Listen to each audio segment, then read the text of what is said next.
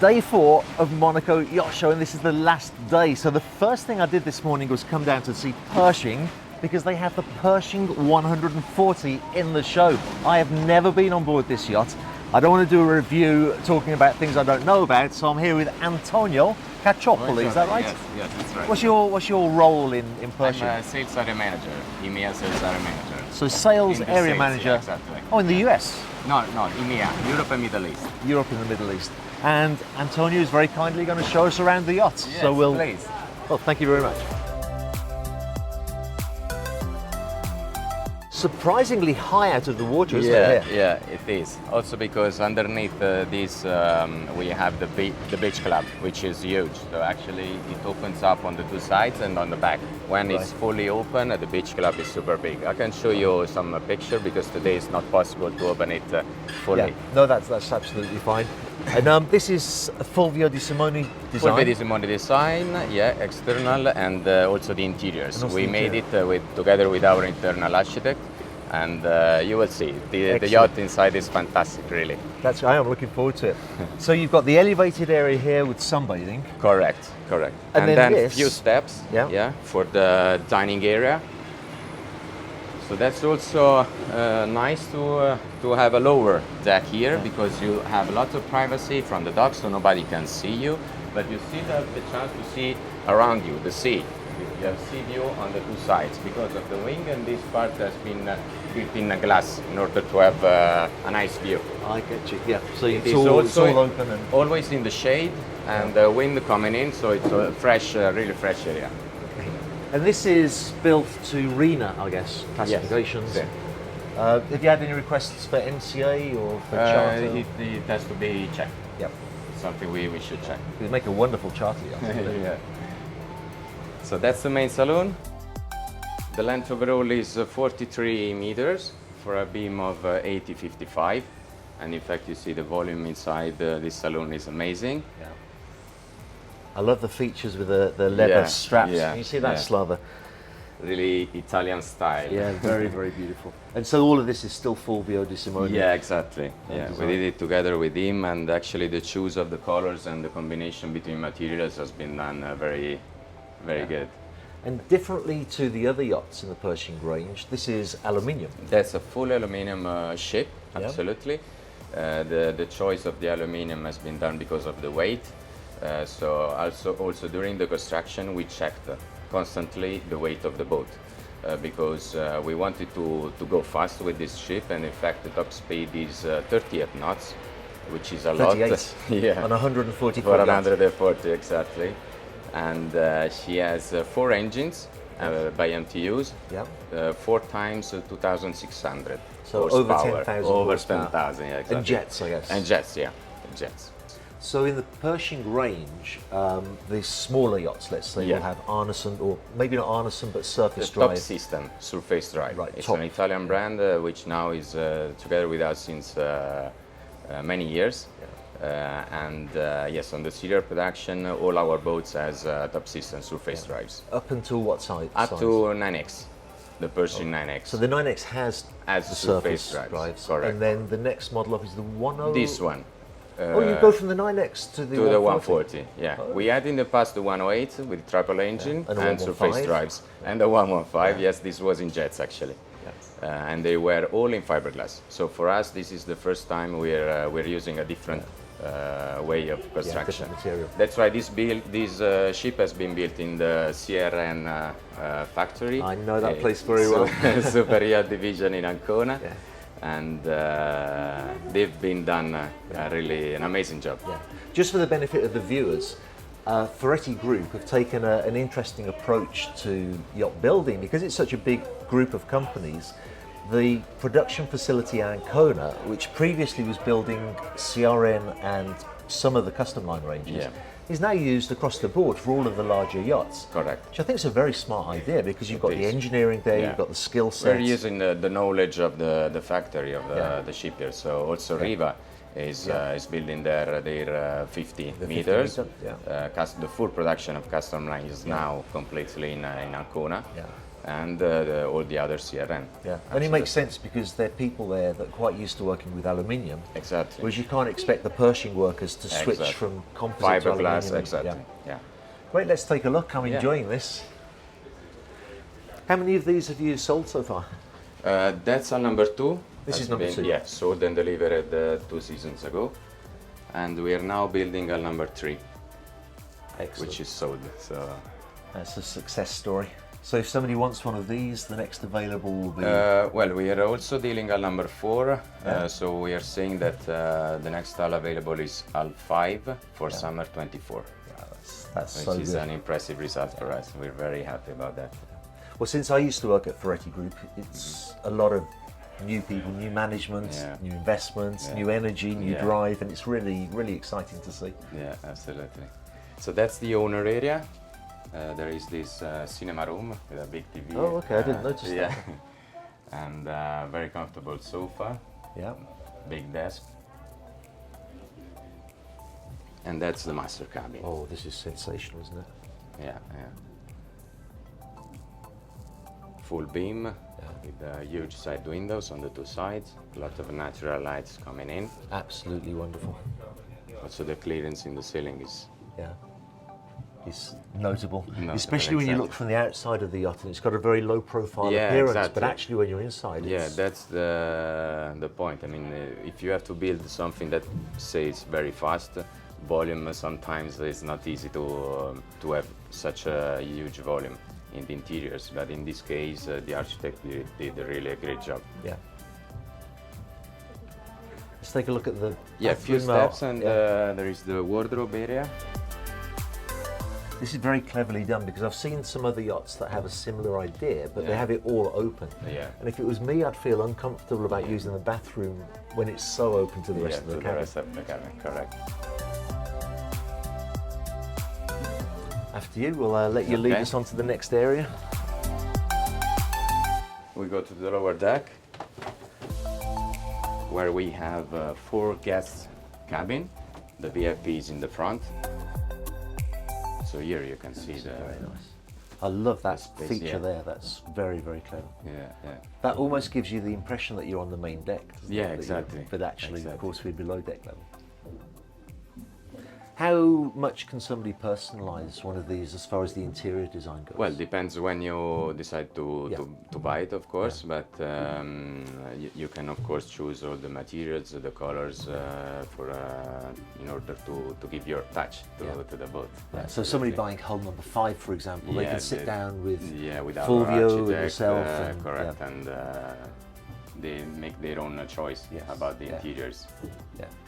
I guess with the layout you're fairly tied in on, because you have structural those structural bunkets cannot be moved, of course, but for example, if you want a gym instead of a cabin, we can do it. The important is not to move the structural part of the yacht. And this is again for the benefit of the viewers. It's really important if you want a personalised yacht to make your order well ahead of time, because it's not just a question of swapping out one material for another. There's often long lead times to get the materials, and if you leave it too late, it may be that you can push the shipyard into making the changes, but of course it's cost and it's time. Correct. So you risk getting your yacht late, and you risk paying a lot more than you were thinking you were going to. That's the hardest part to explain to customers, because they always ask for changing something, and it's difficult to explain them lead time, costs. So really, like I say, with hull number 5, now's the time to... Of course, now it's time to make the order. To make your choice, Twin cabin here, we have the VIP that we've just seen. And other 2 cabins there in the back. And a twin and a... Oh, a twin and a double. And a double, Well, the double's really sizable, isn't it? What's the beam on this boat? 855. Which is not bad for 43 meters.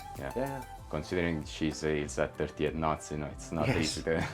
because very often when the yacht's very fast, it's because it's not got much beam at all, and then you get inside and you feel like you're in a little tube. Squeezed, but here you don't feel it at all. No. beautiful also to see all these different materials together. So the glass, the stainless steel, leather, the carpet. The view of these stairs from here is fantastic. Yeah, it's really wonderful. And it looks like you've got some storage perhaps? Yes, underneath here. Yeah, just behind here, the fire extinguisher. And okay, so that's a technical space for firefighting people. I'm guessing that this is the galley through here. That's usually the galley is in the lower deck. Oh, okay. Yeah. So this is crew area? Yes, captain cabin, a day head, and the arm station. Well, that's unusual. Yeah. And so the galley, we can take a look at the galley in the crew, in the crew area. Cool. We can go to the arm station from here. That's probably the most important part of the yacht.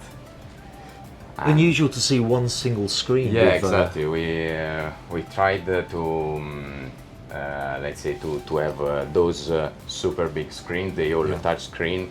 Everything, all the information you want, you can have it in front of you during the navigation. The windshield is very big, so you got a super nice view in front of you during the navigation. Yeah. And actually very clean surface. Very clean, yeah. Just what you need. Yeah, exactly.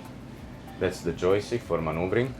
So now it's becoming very easy to maneuver also with jets. So wherever you go with the joystick, the ship moves exactly in the same direction. Yes, somebody was telling me about MJP the other day. I think they do a lot of work with the military as well. Correct. It's a really seriously reliable system. Absolutely. Excellent. And then I guess up here has to be the sun deck. Yeah. Have you found that the yachts that you're selling of this size are going mostly to people who've already had a Pershing, or people crossing from one brand? Well, we had both. I mean, for example, this owner had many Pershing in the past. Yes. He started with really a small Pershing, and he grew in the year. And the boat he owned before was a 115. Oh, okay. So this is the natural choice for him. But for example, the owner of our number one was the first Pershing for him. Yeah. So we had both the case. Good. Also the sun deck, as you can see, is very big. Yeah. There is a full equipped bar with barbecue, ice maker, fridge. Yeah. Those freestanding here, and a big sun pad on the back. So you've got a lot of freedom here, because if you want to put a big dining table here, you can do that. Of course. But that looks like a structural...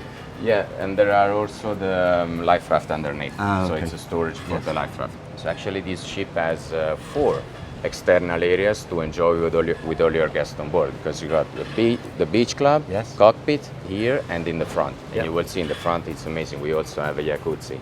I'm looking forward to seeing that.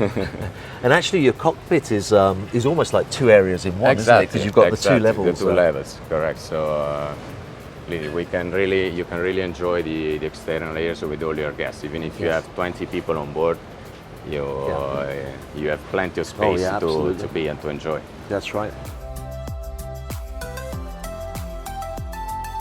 Also this stair, the stainless steel here, is super beautiful. It's very artistic. It almost looks like the spine of Terminator or something, doesn't it? You know the Arnold Schwarzenegger films, Terminator.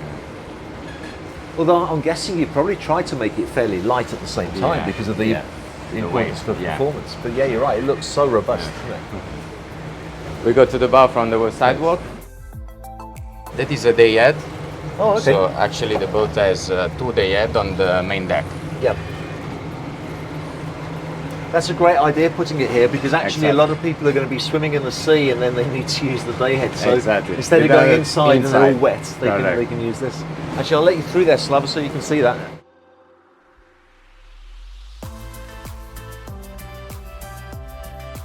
Oh, this is nice, isn't it? Look at this. This is incredible. Yes. Amazing. This is something else. And one of the things I've always liked about Pershing is the profile of the superstructure. When you look from here and you look back. Yeah, it's really impressive. The design, it's beautiful, really. It's difficult to find something like that anywhere else. Yeah. I remember when I was first getting into yachting in the mid-90s, and I was lucky enough to go to it wasn't actually the Pershing factory in Marotta Mondolfo, but it was where they make the molds. Yeah. And they were just working on the Pershing 88s. and I saw for the first time, I saw the plug of the superstructure of the Pershing 88, and it took my breath away. Yeah, because that yacht had such an impact on the industry. And now this is doing the same. It's exactly. Such a unique and beautiful boat. We have some models in the past in the Pershing range which are really icons in the nautical industry, like the 88, as you said, the 76, also the 115, Pershing 90. There are lots of customers looking for those kind of yacht in the second-hand market. And I think Pershing is one of those brands that's always tried to push the limits a little bit. I remember, years ago, I was working along with Ferretti of America, and of course they had Pershing as well. And the first Pershing 54 was the first yacht to have a curved windscreen. And it was extremely difficult to do back then. Correct. Glass technology's come on since then, but we took the first one, hull number 1, to La Spezia, where we did the sea trials, and then it was shipped off to the States. And they couldn't get the window right, so we did the sea trials late at night in the winter with no windscreen. Oh, mamma mia! It was, but it's because it's a brand that's always tried to push stuff, and then in the end, of course, they mastered the curved windscreen, and they went on to silver paintwork, first people to do silver paint. Absolutely. Now we are the pioneer for many things in the nautical industry. And you become trendsetters as well, because I remember the first silver Pershing 88. A lot of people said they must be crazy. It's gonna be so hot, you won't be able to. Now everybody wants now the silver painting. Absolutely, we have only few customers who choose the white color. Pershing is silver. Yes, absolutely right. Absolutely right. Is there anything else that we need to see that you can show to us? The engine room, probably. That would be. I was hoping you'd say that, because worth noting, not every builder wants to show their engine rooms, and I think it's a sign of confidence in your products. Absolutely. And pride in the product that you're happy to let us see that. It's fantastic. Let's go. After you.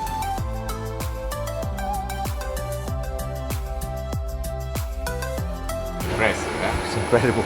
So you've got the two generators here. How many kilowatts? Zenoro. Wow. Here we are with the 4 engines.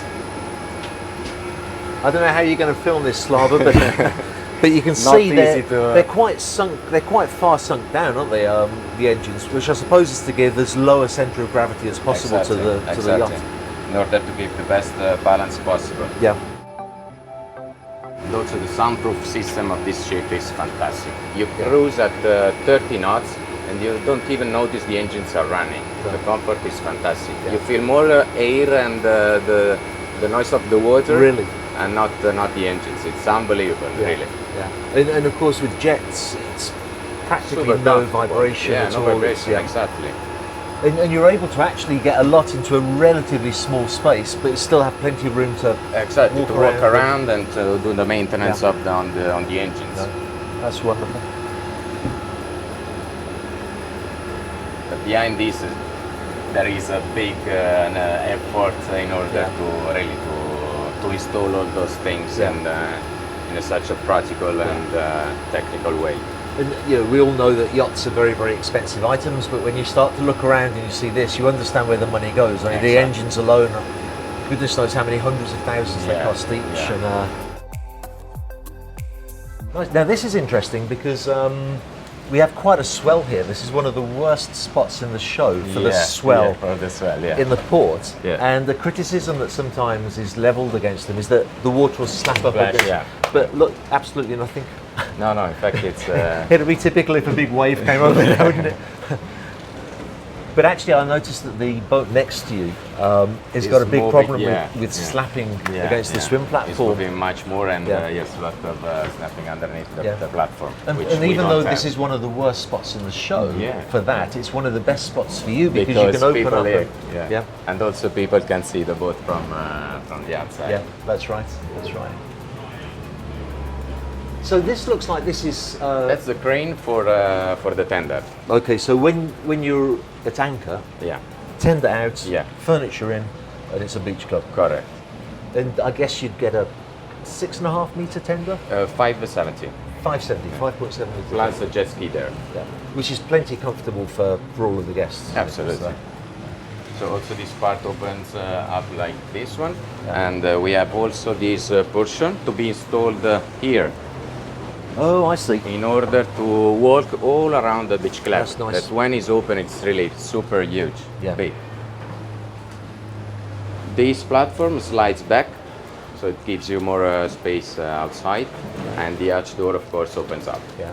And actually, Slava, if you look at those huge hinges there, even that looks like a piece of art, doesn't it, the way it's been designed? And if you look at the quality here, which is an external area, it's super high. We painted every single corner of the boat, and we gave it a nice touch for this stainless steel frame. Yes, yeah. And also it's practical because it looks like it's all material that's easy to wash down. Easy to clean, yeah, absolutely. Absolutely amazing. Well, thank you so much. That's and also Antonio wasn't expecting this. No, not at all. Very good of you. You'll be a YouTube star tomorrow. Grazie mille. Great, thank you so much. Really have appreciated that. Grazie mille. So fantastic to see that Pershing 140. To tell you the truth, I wanted to spend the rest of the day showing you out in the bay the various yachts that are there. And you may remember as well, I promised you some footage of a beautiful sailing yacht that's out there. But the sea's been so rough during the show that it's not been possible to do.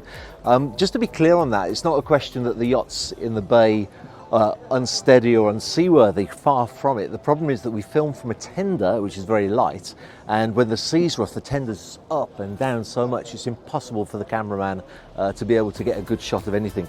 So rather than doing that, I'm going to show you a little bit of the rest of the show. Follow me and we'll see what happens as we walk around. So this is called the T key. It's called that because it's in the shape of a T. And in almost all of the Monaco yacht shows since I can remember, the large yacht builders almost all have their stands on this key. Starting of course with Heesen, the Dutch shipyard, who, as you know, contributed some video footage to us in a video earlier this year when we were talking about steel and aluminium hulls. Let's take a look and see what else is there.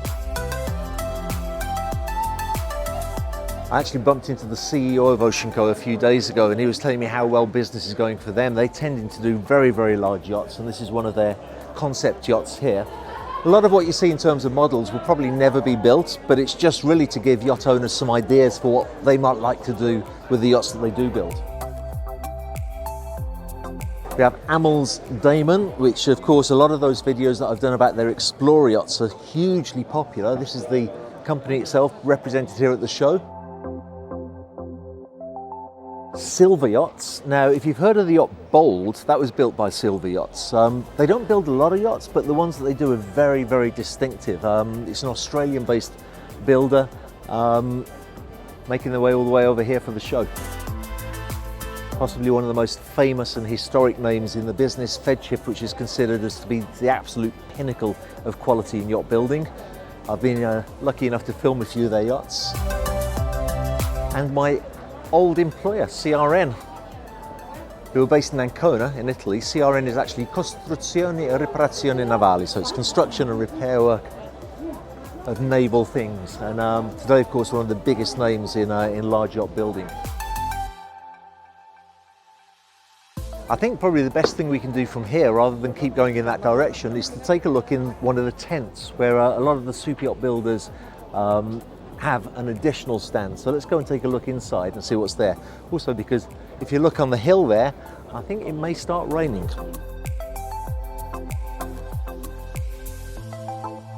So I have to admit, I always get confused between these two tents. One of them is more focused on accessories and furnishings of yachts. The other one has more yacht builders represented. I'm pretty sure that's the one with the yacht builders. So let's go and take a look.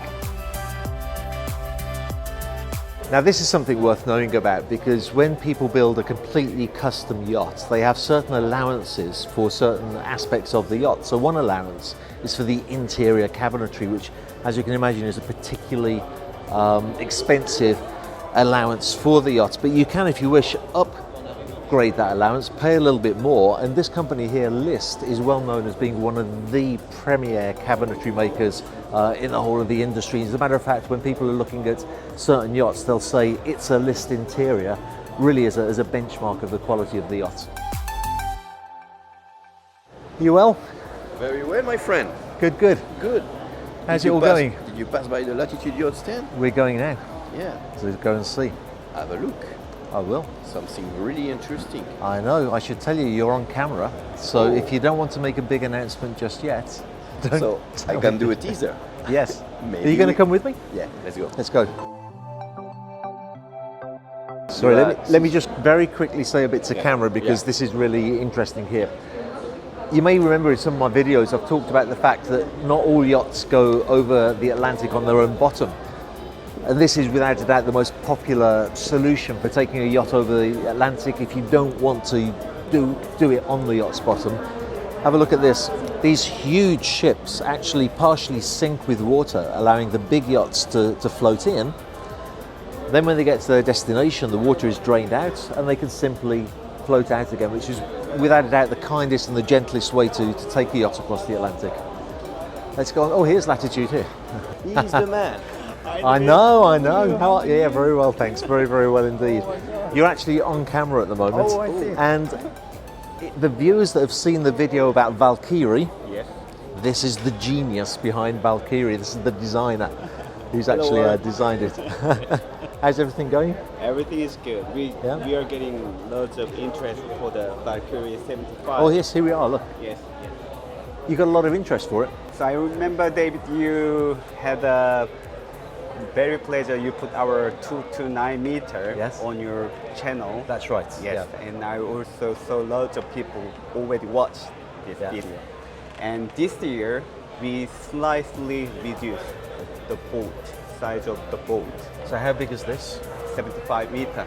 75? Yes. It's a more affordable boat. More affordable, yes. I mean, any of us can buy that. Yes, without not, changing proportion. No. Of course, compared to previous 229 meter, it's slightly a little bit higher, but I would say she is still beautiful. Yes. Looking good. Yeah. Even in good color. Yes. Yes. This is unusual, this whole design here. Yes.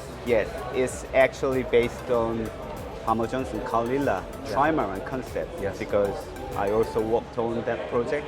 Yeah. And as I told you before, this Valkyrie project is my Royal College of Art degree show project. Yeah. So I can also present this whole shape because it's already presented for my degree show project. So you're basically a mono hull here. Yes. Leading to a trimaran. Yes. Or tri-hull. Yes. So that you've got this beautiful broad beam in the aft area with this lovely slender approach and a reverse hull. Yeah. Is that the right expression for that? A reverse hull? A reverse? Yes, it is. But also this is wave piercing hull.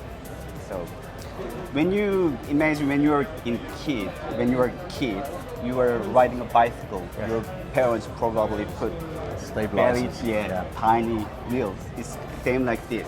It's more stable. It allows a middle hull very narrow. Yeah.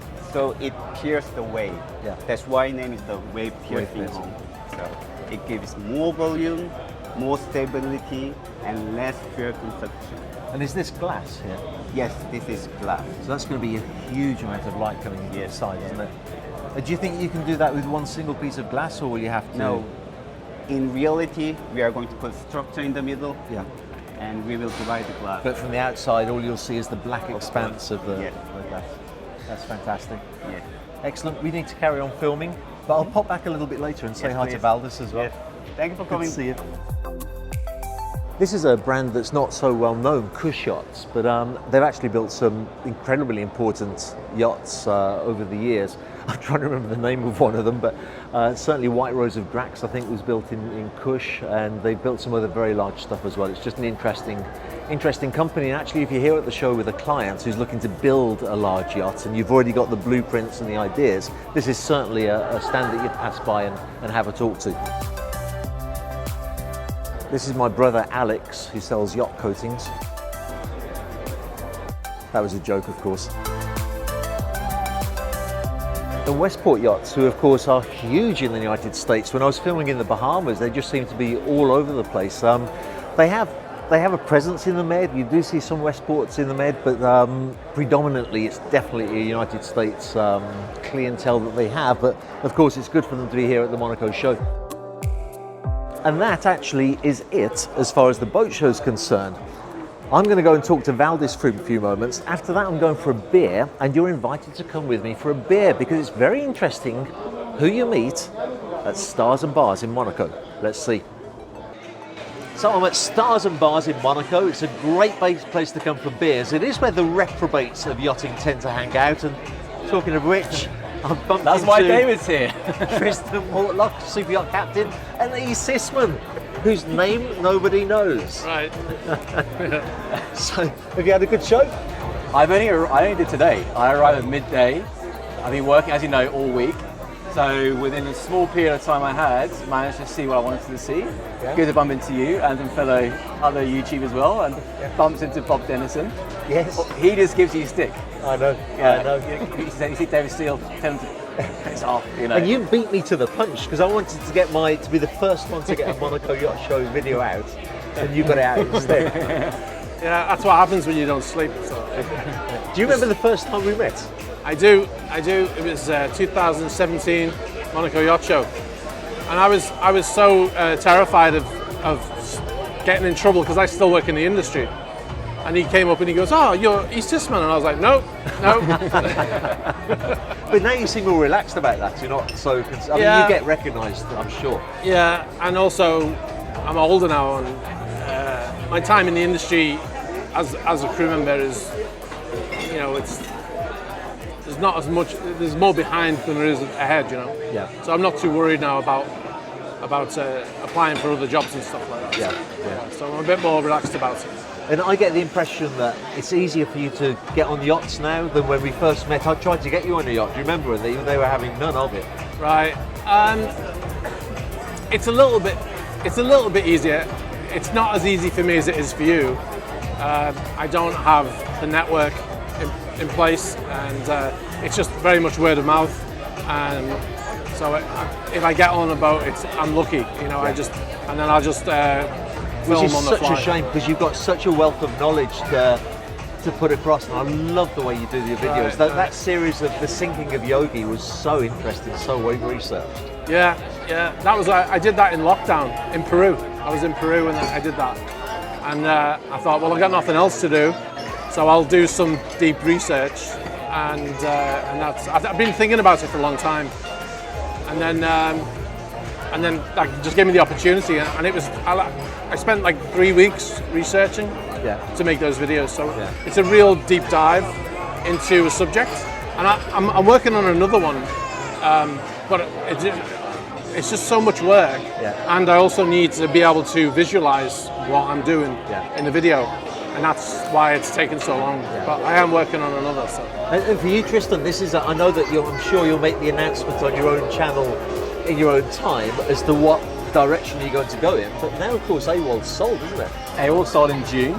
So the agreement was with the sale is that I would stay on board for the season, for the charter season, and then we're going to get shipped to the States. It's getting shipped in about under 2 weeks. Oh yeah. I'm going to ride on Dockwise to the crossing, meet the new captain there, which will be, I think, around the 20th of October, do the handover, finish on the 25th, and then on the 26th, straight to Flips. Yeah.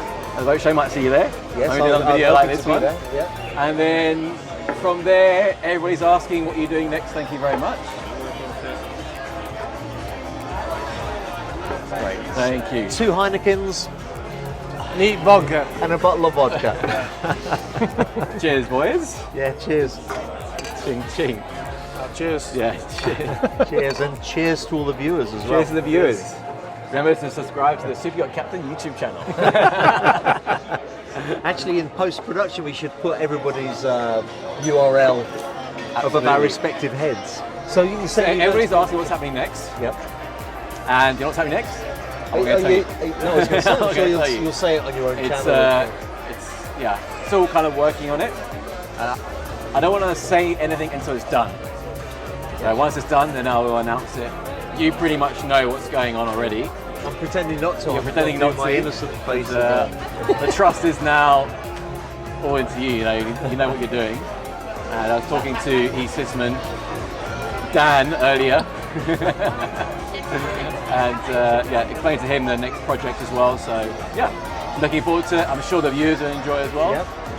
And I think we should start slacking off Nick now. I think we do need to. Because Yeah, he was not here. I was he's supposed to do not a even live here. stream with him, and he couldn't make it. But he didn't make the thanks show very at much. No, he went from Cannes to Southampton. He was filming, and he films like 5 yachts a day. It's crazy. grueling, and so he just couldn't make it to Monaco. But anyway, thank you very much, guys. I do appreciate it. So successful show. Yes. Cheers, boys. And don't forget, if you enjoyed the video, don't smash the like button, just delicately touch it with your finger. Tap, tap, tap. Excellent.